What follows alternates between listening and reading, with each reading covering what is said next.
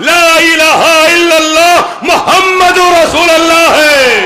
तो यहां बहुत लोग मेरी वीडियो ले रहे हैं, इसमें कोई भड़काऊ बात है?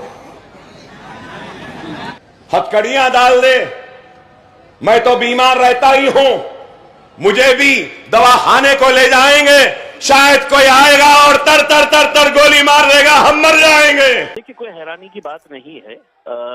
आपने कहा है कि भारतीय जनता पार्टी पैसा बांट रही है करके। मैं तो ये कहूंगा कि पैसों का नंगा नाच महाराष्ट्र के अंदर भारतीय जनता पार्टी और एकनाथ शिंदे की सेना जो है वो कर रहे हैं। और ये पैसा जो है ये दोबारा पब्लिक के हाथ में जा रहा है, जो पैसा इन्होंने लूटा है पब्लिक का पिछले कई सालों के अंदर। तो आज सिर्फ आप वहां की बात कर रहे हैं जहां पर विनोद तावड़े के ऊपर आरोप लगा रहे हैं। मैं तो आप यहाँ पर औरंगाबाद में अगर देखिएगा, जिस तरीके से उनके एक मंत्री है अतुल सावे, वो जिस तरीके का पैसे का खेल खेल रहे हैं, जिस तरीके का पैसों की बारिश हो रही है उनके दफ्तर पे, उनके ऑफिस पे, जो लोग जा रहा है बस पैसों से किस तरीके से वोटों को खरीदा जा सकता है, इसकी जो साजिशें चल रही है। और बड़े दुर्भाग्य से कहना पड़ रहा है कि इलेक्शन कमीशन ने अगर इनके ऊपर अभी रेड करता है, पुलिस अगर इनके ऊपर रेड करती है, तो मैं समझता हूं कि करोड़ों रुपया इनके पास निकलेगा। क्योंकि भारतीय जनता पार्टी ने तय कर लिया है कि हमको साम दाम दंड जितना पैसा लगेगा हम खर्चा खर्च करने के लिए तैयार है, बस महाराष्ट्र के अंदर हमको दोबारा सत्ता चाहिएगा करके। उसमें तो कोई हैरानी की बात नहीं है। अगर किसी एक इलाके के अंदर, किसी एक शहर के अंदर आपके पास ये विजुअल्स आए हैं, तो हर शहर में जहां पर भारतीय जनता पार्टी और एकनाथ शिंदे के लोग खड़े हुए हैं, वो पैसों की बारिश कर रहे हैं। अच्छा। तो ये मेरे हिसाब से लोकशाही के लिए बहुत ही घातक है। आपने आमदारों को खरीदा, आपने तो पार्टियों को फोड़ने का काम किया, आपने करोड़ों रुपये लोगों को इस तरह की लालच दिला दी है कि तुम अगर हमारे साथ आओगे तो हम तुम्हारे को पैसों से लबालब कर देंगे करके। और अब ये वोट हासिल करने के लिए यही घटिया खेल खेल रहे हैं। लेकिन आप बताओ, क्या ये बात सही है? क्या ये बात सही है? पुलिस की कस्टडी में है और उसके बाद में एनकाउंटर होता है, क्या सही है? हाथों में हथकड़ी है, गोलियां मार दी जा रही हैं, तड़ तड़ तड़ तड़ खत्म। क्या ये हमारा मुल्क का लॉ एंड ऑर्डर है? आप बताइए, क्या मैं गलत कह रहा हूं? नहीं मालूम कि कल को शायद मुझको भी पकड़ ले, हथकड़ियां डाल दे, मैं तो बीमार रहता ही हूं, मुझे भी दवा खाने को ले जाएंगे, शायद कोई आएगा और तर तर तर तर गोली मार देगा, हम मर जाएंगे। अरे मैं पूछना चाहता हूं, क्या हिंदुस्तानी की जान जान नहीं है? बुलडोजर हो या पुलिस का एनकाउंटर हो, अरे अगर मैंने गुनाह किया, किसी और ने गुनाह किया, तो आप उसको अरेस्ट करो, आप उसको पकड़ो, आप उसको जेल में डालो, आप कानूनी कार्रवाई करो, पूरे सबूत इकट्ठा करो, गुनहगार के सबूतों को पेश करो, मुकदमा अदालत में जाएगा और अदालत की उस जज के कुर्सी पर बैठे हमारे जज साहब फैसला करेंगे कि ये कसूरवार है या बेकसूर है। लेकिन ऐसा मामला हो गया है, ना कोर्ट है, ना जज साहब है, ना फैसला है, बस पुलिस ही सब कुछ कर रही है, हुकूमत ही सब कुछ कर रही है, बुलडोजर चला गया। क्या हुआ?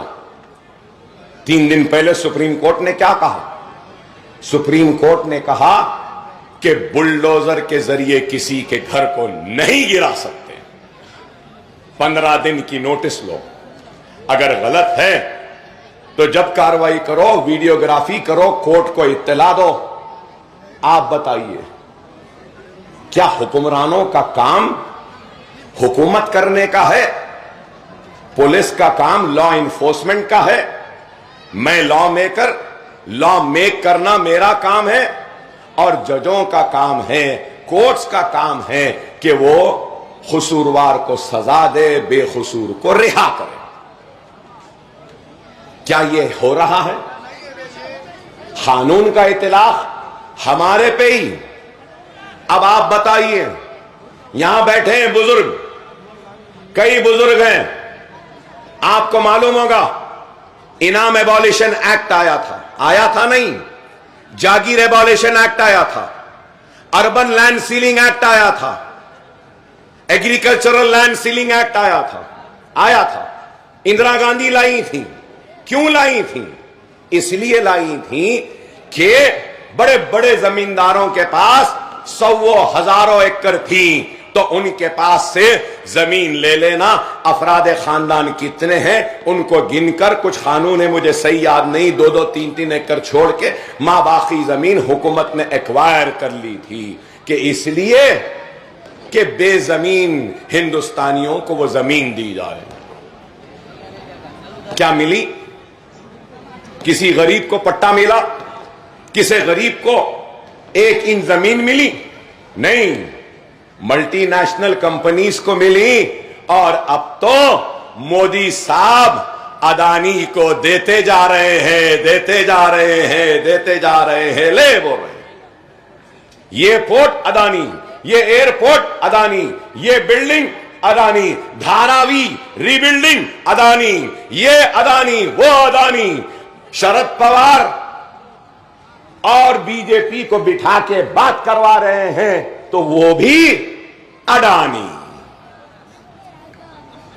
अब अगर मैं ये बात कह रहा हूं तो यहां बहुत लोग मेरी वीडियो ले रहे हैं, इसमें कोई भड़काऊ बात है क्या? मैं भड़का रहा हूं क्या? लड़ा रहा हूं या लॉ एंड ऑर्डर का मसला पैदा कर रहा हूं?